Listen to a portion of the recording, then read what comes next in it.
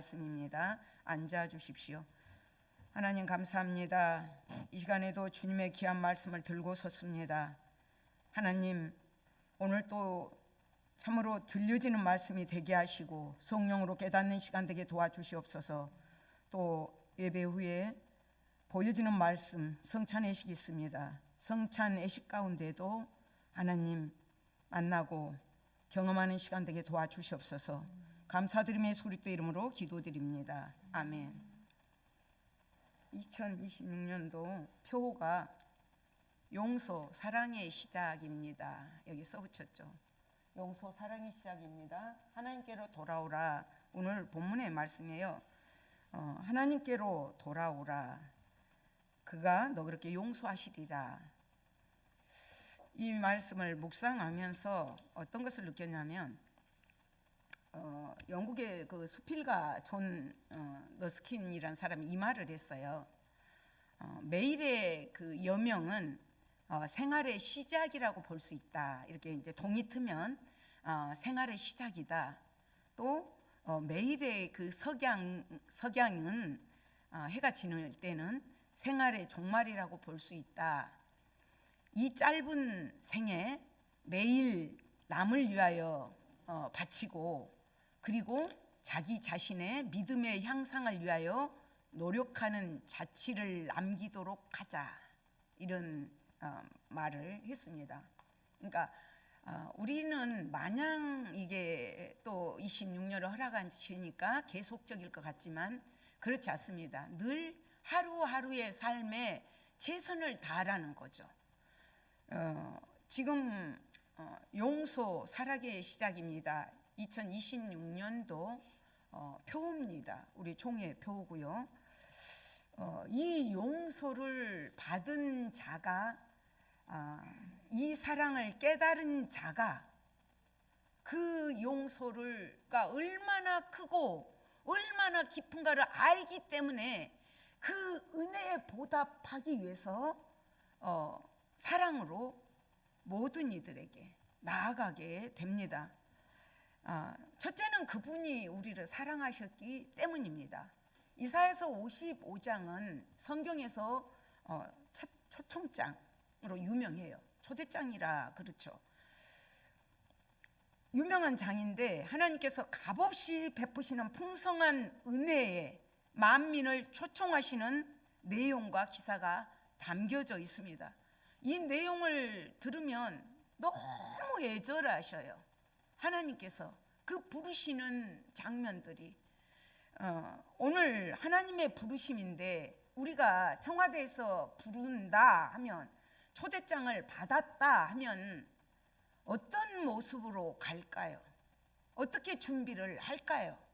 아마 한 달 전부터 준비하고 옷부터 아마 단정하게 입으려고 노력을 할 것입니다. 신발 하나까지 위에서 머리끝까지. 오늘 부르신 분은 하나님이셔요. 하나님이 우리를 부르고 계셔요.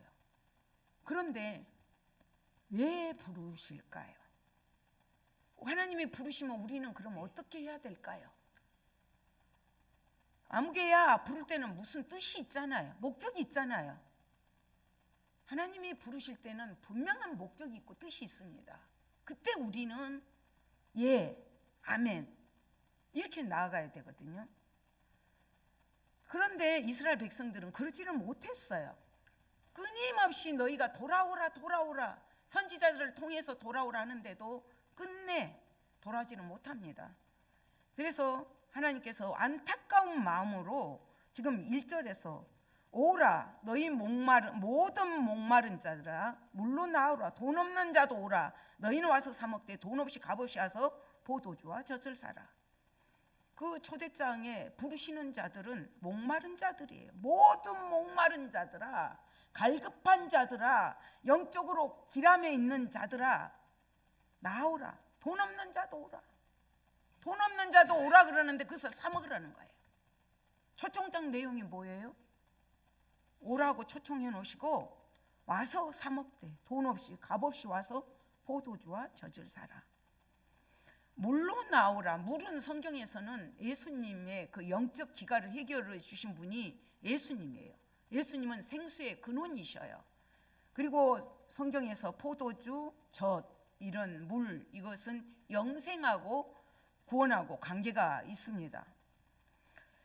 너희 목마른 자들아, 영적 기갈을 느끼는 자들아, 구원을 갈망하는 모든 자들아, 영생을 소망하는 자들아, 다 와라.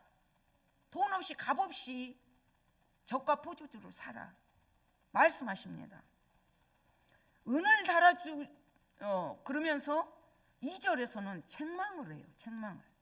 너희가 어찌하여 양식이 아닌 것을 위하여 은을 달아주며 배부르게 하지 못할 것을 위하여 수고하느냐. 양식이 아닌 것을 은을 달아준다. 돈을 지불한다는 거죠. 고대 사회에는 은이 돈의 역할을 감당했습니다.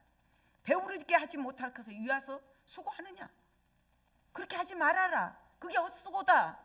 소용없는 짓이다. 너희들이 아무리 그것을 구하기 위해서 한다고 해서 얻을 수 없다.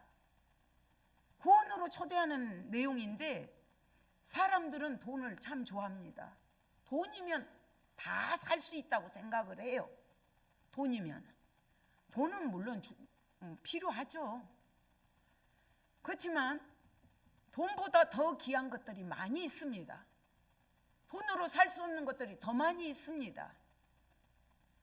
하나님이 우리에게 주시는 그 고귀한 생명, 그게 가치가 없습니까? 가치가 없는 게 아니죠. 구원이, 영생이 돈과 비교할 수가 없는 것들이죠. 여기서 구원이란 말은 한 번도 안 나와요. 그러나 물, 포도주, 젖, 이것은 구원을 말해요. 영생을 말해요. 그래서 다 나오라는 거죠. 주님이 주시겠다는 거예요. 그러면서 돈 없는 자도 너희는 와서 사 먹어라. 사 먹어라. 돈 없는 자도 와서 사 먹어라. 돈 없이 값없이 와서 포도와 젖을 사라. 주님 말씀하셔요. 구원이, 영생이 마태복음에 보면 그 마태복음 13장에 땅에 묻힌 보화 같아요. 땅에 보물이 묻혀 있다고 생각하면 전 재산을 갖다 팔죠. 팔고 그 땅을 사지 않겠어요? 마치 구원이, 영생이 밭에 묻힌 보배가 같다는 거죠. 너무 귀한 거예요. 너무 소중한 거예요. 모든 것을 전 재산을 바친다 할지라도 아깝지 않죠. 그러나 사람들은 이 고귀함을 몰라요. 그래서 눈에 보이는 것들 때문에 돈이면 다 되는 줄 알고 갈망하잖아요. 열정을 쏟잖아요. 그러다 보니까 결국은 어떻게 돼요? 돈이면 다 된 줄 아는데 그게 이제 우상이 돼버려요. 우상이. 하나님보다 더 사랑하는 것들. 하나님을 떠나면 어디로 인간은 가게 되냐면 우상으로 가게 돼요. 돈이 될 수가 있고 명예가 될 수 있고 권력이 될 수도 있습니다. 그렇기 때문에 하나님께서 값을 치렀다는 거예요. 너희들의 노력으로는, 너희들의 힘으로는 구할 수 없는 것, 절대 살 수 없는 것, 그거는 하나님의 은혜예요. 믿음으로밖에 살 수 없는 거예요. 그 믿음도 하나님의 은혜죠. 그렇기 때문에 하나님은 인간을 너무 잘 아시기 때문에 사랑으로 우리를, 독생자 애아들을 보내주셨습니다. 그래서 그 대가를 치르셨어요. 내게 듣고 들을지어다. 배부를 것이 무엇인가? 말씀이에요. 말씀. 듣고 들을지어다. 그리하면 너희가 좋은 것을 먹을 것이며 너희 자신들의 기름진 것으로 즐거움 얻으리라. 좋은 거, 기름진 거, 풍족한 거, 배부른 거, 영적 목마름을 해결할 수 있는 것이 말씀이에요. 하나님의 말씀. 3절에서도 너희는 귀를 기울이고 내게로 나와 들으라는 거예요. 들어라. 너희 영원히 살 것이다. 말씀이 너무 소중합니다. 주님의 말씀대로 우리는 순종하고 가야 합니다. 하나님은 인간들을 극진히 사랑하셨어요. 끝내는 예수님을 보내시잖아요. 하나님이신 그분이 직접 오시잖아요. 육신을 입고 말씀이 육신이 되어서 우리 가운데 거하십니다. 성육신 하셨습니다. 동정녀 마리아를 통해서. 그리하면 너희의 영혼이 살리라. 내가 너희를 위하여 영원한 언약을 맺으리라. 하나님은 언약을 맺으신다는 거예요. 그 언약을 어떻게 맺으시는가? 하나님께서 에레미야서에 보면 새 언약을 맺은다 그래요. 그러니까 말씀이신 그분 우리를 살립니다. 이스라엘 백성들이 광야에서 매일매일의 만나를 먹었지만 그들은 죽었어요. 그러나 예수님은 나는 살아있는 떡이다. 하늘로부터 온 떡이다. 참 떡이다. 생명의 떡이다 말씀하셔요. 그 떡을 먹는 자는 삽니다. 요한복음 6장에서도 나를 먹는 그 사람은 나로 말미암아 살리라. 이것은 하늘에서 내려온 떡이니 조상들이 먹고도 죽은 그것과 같지 아니하여 이 떡을 먹는 자는 영원히 살리라. 참떡, 영혼을 배부르게 한 생명의 떡이라고 말씀하십니다. 그렇기 때문에 하나님께 나와서 듣는 자는 영원히 죽지 않아요. 영생을 해요. 구원을 받아요. 영원히 살게 돼요. 그 이유가 새 언약 때문이에요. 이스라엘 백성들이 하나님의 그 언약을 지키지 못했어요. 계속해서 하나님께서 돌아오기를 원했지만 못 돌아옵니다. 십계명을 주셨어요. 그 십계명을 지키지 못합니다. 그래서 하나님께서 그 십계명은 돌판에 새겼지만 내가 새 언약을 너희에게 맺을 것이다. 그 언약은 너희의 마음판에 새기라는 거예요. 그렇게 말씀하셔요. 예레미야 31장 31절에서 내가 이스라엘과 유다 집에 새 언약을 맺으리라. 새 언약은 하나님의 심판인 심판 저주인 죽음을 제거해 주는 거예요. 영원한 생명을 주는 언약이고 새 하늘과 새 땅을 여는 새 창조의 언약입니다. 새 언약. 에레미야 31장 40절에서도 내가 그들에게 주기 위하여 그들을 떠나지 아니하리라 하는 영원한 언약을 그들에게 세우고 영원한 언약을 새 언약을 유다와 이스라엘 백성에게 세우고 나를 경외함을 그들의 마음에 두어 나를 떠나지 않게 하고 그들의 마음에 두게 하겠다. 새 언약을 새 법을 그들의 마음에 두게 하겠다.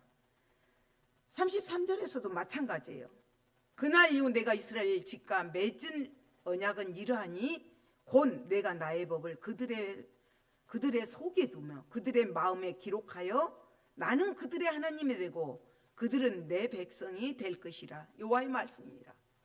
관계예요. 하나님과 이스라엘 백성과의 관계. 이 관계가 말씀을 듣지 않을 때 불순종할 때 깨어져 버렸어요. 그래서 그 구약의 언약들이 깨어졌다고 해서 하나님의 그 언약이 약속이 깨어진 것은 아니에요. 물론 그 법은 하나님께서 폐기시키시지만 새 법으로 새 언약으로 이루어 나가십니다. 그것을 우리가 왜 다른 언약과 다르게 이 새 언약으로 폐기되지 않는 언약으로 영원한 언약으로 생명을 누릴 수가 있는가? 구원을 받을 수가 있는가? 예수님이 언약의 중보자가 되시기 때문입니다. 그분이 중보자로 말씀을 읽고 이 땅에 오셨어요. 우리의 생명수가 되셔요. 그렇기 때문에 하나님께서는 인간이 어차피 이 언약을 지키지 못할 것을 아시고 주도적으로 일방적으로 새 언약을 맺으셨습니다. 하나님의 구원은 그렇다고 해서 변하거나 변질되거나 이렇게 없어지는 것이 아닙니다. 결단코 독생자 아들을 예수님을 이 땅에 보내셔서 피를 흘리게 하셨어요.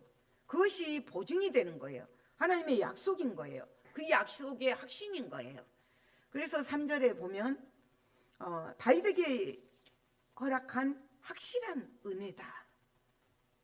확실한 은혜예요. 그러면서 4절에서도 하나님께서 그 그리스도는 그러면 어떤 분인가? 물론 하나님이신 그분이 우리를 사랑하시기 때문에 인간의 옷을 입고 이 땅에 말씀이 육신되어서 오셨습니다. 그 그리스도는 어떤 분이신가? 그분의 직임을 얘기해요. 4절에서 내가 그를 만민에게 증인으로 세웠다. 증인, 만민의 증인이에요. 하늘에서 오신 분, 천국에서 오신 분, 하나님이신 그분, 하늘에 대해서 너무나 자세히 알고 계신 분이에요. 증인이. 그래서 그분은 우리의 증인이 되실 수가 있어요. 우리에게 모든 것들을 가르쳐 주실 수도 있고, 우리에게 순종하기만 하면 그 진실하고 신실한 증거를 우리 마음에 새길 수 있게끔 성령으로 함께 하십니다. 그 선교사님이 선교를 이렇게 이제 갔는데 오지에서 길을 잃고 헤매는데 산속 깊은 곳에서 헤매고 있는데 길을 찾을 길이 없는 거예요. 그럴 때 이제 사냥을 하던 그 인디언을 만나서 이렇게 도움을 받게 돼서 집으로 무사히 오게 되었답니다. 여행을 한 번만 갔다 온 사람하고 가도 굉장히 그 여행이 순조롭고 편합니다. 낯선 곳 모르는 것은 너무 우리가 두렵고 무섭잖아요. 근데 예수님은, 그리스도는 그 하나님 보좌에서 오신 분이에요. 하나님의 나라에 대해서, 천국에 대해서 증인이 되어주셔요. 우리의 보증이 되어주십니다. 그리고 그분은 어떤 분이신가? 만민의 인도자. 만민의 인도자예요. 인도자는 앞장서서 가는 자예요. 인디언이 그 앞장서서 가는 것처럼 길을 평탄하게 골라놓고 가게 하는 거예요. 그런 인도자가 되신 분이 주님이셔요. 그렇기 때문에 우리는 그분의 그 인도하심을 받고 이렇게 거룩한 인도를 받고 천국까지 하나님 나라에 갈 수가 있습니다. 힘으로 능으로 우리는 갈 수가 없어요. 우리 죄인들은 갈 수가 없어요. 피 흘림이 없이는 제사함을 받을 수가 없습니다. 예수님의 공로로, 그분의 은혜로 우리는 갈 수가 있습니다. 그래서 그분의 말씀에 순종하고 따라갈 때 그 거룩한 길로, 그 천국의 길로 우리가 갈 수가 있습니다. 명령자로 세웠다. 명령은 누가예요? 왕이잖아요. 마태복음 2장 2절부터 나오는 유대인의 왕. 왕은 주도권을 얘기합니다. 주권을 얘기합니다. 통치권을 얘기합니다. 명령을 할 수가 있습니다. 예수님 만왕의 왕이고 만주의 주가 되십니다. 모든 것을 통치하시고 다스리시는 분이십니다. 그렇기 때문에 우리는 늘 그분을 순종하고 따라가려는 그 마음 자세를 가져야 돼요. 그렇다면 거부하는 자가 있죠. 거부할 때 어떻게 될까요? 주님이 끊임없이 이렇게 말씀하시는데도 듣지 않고 거부할 때 결코 하나님의 백성으로 인정받지 못합니다. 하나님 나라의 천국에 들어갈 수도 없습니다. 볼 수도 없습니다. 우리는 그 진실하고 신실한 증거를 늘 마음판에 새겨야 되고 하나님의 그리스도의 거룩하신 인도함을 받으면서 나아가야 됩니다. 그래야만이 우리 인간들은 계속 그 거룩을 힘써야 돼요. 거룩을 힘써야 되고 거룩한 우리가 날마다 성화구원을 이루어야 됩니다. 성화구원을 이룬 자들이 하나님 앞에 갔을 때 영화롭게 됩니다. 그래서 영적 싸움을 날마다 할 때 성령님이 도와주시고 거룩한 길로 인도해 주십니다. 하나님 나라의 왕이신 우리 주님은 늘 당신의 말씀에 순종하는 자들을 귀하게 여기시고 충성된 자들로 여겨주십니다. 또 죽도록 충성하는 자들에게 생명의 멸류관을 주시마 약속을 하셨습니다. 순종할 때 우리는 귀한 삶을 살 수가 있고 복된 삶을 살 수가 있고 은혜로운 삶을 살 수가 있고 천국에까지 인도함을 받을 수가 있습니다. 그런데 이렇게 교회에 우리 어르신도 이렇게 오셨지만 이 부르심이 하나님의 부르심에 물론 응답을 해야 되지만 그 부르신 자들은 아무나 부르신 게 아니라는 거예요. 5절의 말씀에서 보라 내가 알지 못하는 나라를 내게 부를 것이며 너를 알지 못하는 나라가 내게로 달려올 것은 여호와 내 하나님 곧 이스라엘의 거룩하신 이로 말미암으니라. 여호와 내 하나님 곧 이스라엘의 거룩하신 이로 말미암으니라. 이방 나라들이 이방인들이 하나님 앞에 달려 나오는 것이 임의로 된 것이 아니다.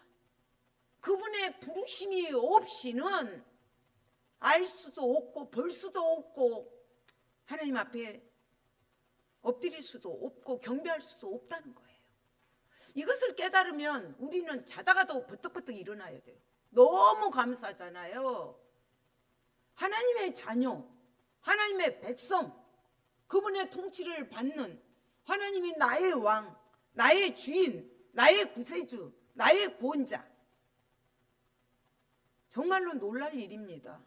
요즘에 그 한절기라 어르신들이 갑자기 이렇게 많이 돌아가시잖아요. 우리는 다 갑니다. 다 돌아갑니다. 어디로요? 주님이 다 오셔서 가르쳐 주셨잖아요. 알게 하셨잖아요. 나를 본 자는 아버지로 보았거늘 어찌하여 나를 보이라고 하느냐까지 말씀하시다. 주님은 하늘에서 오신 죄가 하나도 없으신 그분 알게 하시고 깨닫게 하시고 다 보여주셨어요. 확실한 증인이십니다. 그렇기 때문에 우리는 그 그리스도의 부르심을 통해서만 구원을 얻게 되는 것이고 하나님의 구원 잔치에 초대받은 자들만 참석할 수 있다는 것, 그리스도의 주도적인 주권적인 부르심에 구원에 이른 자들이 따로 있다는 것, 노아처럼 아브라함처럼 모래알같이 많은 자들 중에서 길거리처럼 많은 자들 중에서 하늘의 별과 같이 많은 자들 중에서 너는 내 것이라 인쳐주셨다는 거예요. 그래서 우리는 그리스도의 부르심에 늘 귀를 기울여야 해요. 들어라. 그 부르심에 합당한 삶을 또 살아야 돼요. 그 합당한 삶이 뭐겠어요? 요한복음 15장에서 이렇게 말씀하셔요. 16절에 너희가 나를 택한 것이 아니오 내가 너희를 택하여 세웠나니 이는 너희로 가서 열매를 맺게 하고 또 너희 열매가 항상 있게 하여 내 이름으로 아버지께 무엇을 구하든지 다 받게 하려 함이라. 너희가 나를 택한 것이 아니라 내가 너희를 택했다. 우리 한 사람 한 사람을 주님의 자녀로 주님의 백성으로 우리를 택해 주셨습니다. 그 은혜 앞에 우리는 날마다 감사하면서 감격하면서 나가야 합니다. 우리가 살아가면서 제일 중요한 게 무엇일까요? 생명하고 연관되면 다 하잖아요. 의사가 먹지 말라면 단번에 끊잖아요. 의사가 이거 이래서는 안 됩니다 하면 그 음식 그렇게 좋아해도 단번에 끊잖아요. 그리고 우리가 육신의 그 어떤 밥 한 끼만 굶으면 못 견디잖아요. 영적인 것도 마찬가지예요. 생명의 떡이신 예수를 그리스도의 말씀을 먹어야 삽니다. 우리의 영적인 기갈을 해결하는 예수님의 생수 되시는 예수님의 말씀을 먹어야 삽니다. 영혼 구원의 문제가 가장 최우선적인 문제고 시급한 문제예요. 죽음의 문제가 제일 우선적이잖아요. 생명하고 연관이 있다는데 왜 이거를 듣지 않고 엉뚱한 데로 갈까요? 왜 귀 기울이지 않을까요? 더 관심 있는 게 있다는 거죠. 벗어나지를 못한다는 거죠. 그거에 매여 있는 거예요. 그렇기 때문에 우리는 6절 말씀처럼 너희는 여호와를 만날 만한 때에 찾으라. 가까이 계실 때 그를 부르라. 만날 때, 찾을 때가 있다는 거예요. 그 시기가 있다는 거예요. 구원의 때. 아무리 마태복음에 보면 열처녀 비유에서도 나오잖아요. 5처녀는 등도 기름도 준비했지만 5처녀는 기름을 준비하지 못해서 다시 사러 간 사이에 문이 닫아져 버리잖아요. 닫아져 버려서 기름 사가지고 와서 아무리 문을 두드려도 열려지지 않잖아요. 열리지 않습니다. 때가 있다는 거예요. 구원의 때가 있다는 거예요. 시기가 있다는 거예요. 그 또기를 놓치지 말는 거예요. 보라, 지금은 구원의 은혜 받을 때요. 구원의 날이로다. 바울도 고린도후서에서 그렇게 얘기를 했거든요. 지금이 금보다도 더 귀하다고 소중하다고 말씀드렸죠. 여호와를 만날 만한 때, 가까이 계실 때 초청하는 그 음성에 우리는 들어야 합니다. 이 생명의 문제는 인생에서 가장 중요한 문제고 가장 급한 문제고 가장 먼저 해결돼야 될 문제입니다. 이미 구원받은 자들은 그럼 어떻게 해야 될까? 주변에 하나님을 알지 못한 자들에게 삶으로 보여주면서 전해야 됩니다. 이 기쁜 소식을 전해야 됩니다. 7절에서도 악인은 그의 길을, 불의한 자는 그의 생각을 버리고 여호와께로 돌아오라. 여호와께로 돌아오라. 그리하면 그가 긍휼히 여기시리라. 우리 하나님께로 돌아오라. 그가 너 그렇게 용서하시리라. 돌아오라. 구약은 끊임없이 돌아오라예요. 어떻게 돌아와요? 어떻게 돌아와야 될까요? 진실한 해결을 해야 됩니다. 하나님께로 돌아간다는 것은 하나님의 선하신 그 뜻을 따라서 선한 삶의 모습과 태도를 간직하고 나가는 걸 말해요. 입술만 회개하는 것이 아니라 삶으로 가던 길을 딱 방향을 바꿔서 오는 거. 가던 길, 삶의 여정, 그 생활 패턴, 방식 벗어나라는 거죠. 내 시선이 엉뚱한 곳으로 향했다면, 내 관역이 빗나갔다면, 처음에는 약간 빗나가지만 마지막에는 엉뚱한 데로 갔잖아요. 시선을 하나님께만 집중하고 주님께로 돌아오라고 촉구하고 있습니다. 회개는 진실한 회개는 우리 삶의 어두운 자리에서 빛된 자리로 옮겨줘요. 그런 놀라운 일을 이룹니다. 우리가 하나님의 향해 나가도록 이끄는 통로가 되는 거예요. 하나님께로부터 받을 수 있는 무한한 축복을 누리게 하는 통로가 회개죠. 아무리 큰 죄, 아무리 무거운 죄를 할지라도 참으로 회개하는 자, 진정으로 회개하는 자에게는 하나님께서 함께 하시겠다고 말씀하십니다. 요엘서에도 보면 너희는 옷을 찢지 말고 마음을 찢으라는 거예요. 마음을 찢으라는 거예요. 마음을 찢고 너희 하나님 여호와께로 돌아오라. 계속 촉구하고 있습니다. 그렇다면 우리가 하나님께로 돌아온 자들이 받아 누리는 복들이 있어요. 지금 하나님의 부르심에 응답하는 자들, 초대받은 자들, 그런 자들은 주시는 복이 영적인 배부름, 영적 기갈에 거하지 않는다는 거죠. 환경이 예수 믿었다고 교회 나오셨다고 환경이 팍 바뀐 건 아니잖아요. 그렇지만 뭔가가 뿌듯하고 배부르잖아요. 영적인 그 기갈을 해소해 주십니다. 두 번째는 영혼의 사죄의 은총을 입어요. 제3을 받아요.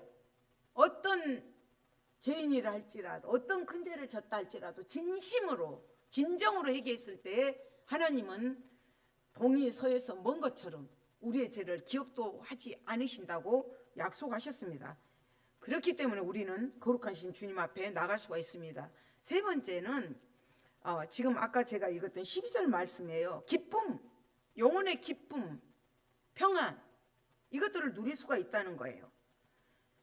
너희는 기쁨으로 나아가면 평안히 인도함을 받을 것이요 산들과 언덕들이 너희 앞에서 노래를 바라고 들의 모든 나무가 손뼉을 칠 것이며. 바뀐 게 하나도 없는데 내가 구원받았다는 확신 가운데 가니까 다 나무들도 노래한 것처럼 보이는 거예요. 새들도 노래한 거예요. 하나님은 보이지 않지만, 하나님은 말씀으로 보여주시지만, 하나님이 하시는 일들이 파도만 쳐도, 천둥만 쳐도 다 보여지는 것들이거든요. 그렇기 때문에 그 기쁨, 그 평안을 누릴 수가 있습니다. 송경민 목사님이 이런 하나님의 부르심이라는 찬양을 작사 작곡하셨는데, 하나님의 부르심에는 후회함이 없네, 내가 이 자리에 선 것도 주의 부르심이라 하면서 제가 마음에 딱 와닿는 부분은, 날 부르신 뜻 내 생각보다 크고 날 향한 계획 나의 지혜로 측량 못하나 가장 좋은 길로 가장 완전한 길로 오늘도 날 이끄신 믿네 신실하신 주를 찬양해. 이렇게 그런 찬양을 주님 앞에 드렸습니다. 그렇다면 나는 하나님의 부르심에 초대받은 자답게 복된 자로서 살아가고 있는가? 감사하고 살아가고 있는가? 이것이 은혜고 이게 선물이라는 것을 믿고 살아가고 있는가? 한번 점검해 보시고, 또 구원의 초대에 응답한 자가 누리는 그 복도를 누리고 있는가? 일상생활 속에서 정령 세상이 줄 수도 없는, 세상이 알 수도 없는 그 기쁨과 평안을 누리고 살아가고 있는가? 그렇지 않다면 하나님의 말씀을 거부하고 있지 않은가? 영적으로 거듭난 자가 아니지 않은가? 다시 한번 점검해 보면서 돌아오라 돌아오라. 오늘 또 주님 우리에게 부르시고 계십니다. 말씀으로 돌아가서 금년 한 해도 주님이 주신 그 용서와 그 사랑을 간직하면서 한 해 동안도 그 사랑에, 그 용서에 감격하면서 그 사랑 때문에 전하지 않고는, 증거하지 않고는, 선을 베푸지 않고는 견디지 못한 우리가 되어서 하나님 마음에 합한 자로, 착하고 충성된 종으로 인정받는 우리가 되기를 소망합니다. 하나님 감사합니다. 이 시간에도 하나님의 부르심에 응답함으로 순종하는 자들에게 주시는 복들이 얼마나 큰가를 깨닫게 하시니 감사함을 드립니다. 오직 그리스도만이 길이요 진리요 생명이시며 나 외에 다른 이로서는 구원받을 수 없음을 말씀하신 것을 믿습니다. 주님, 오늘도 성령으로 우리 가운데 오셔서 참으로 돌판에 새긴 법이 아닌 우리의 심정판에 새겨진 하나님의 새 법으로, 새 언약으로 승리하며 살아갈 수 있는 저희들 되게 도와주시옵소서. 감사드리며 예수 그리스도 이름으로 기도드립니다. 아멘. 성찬식을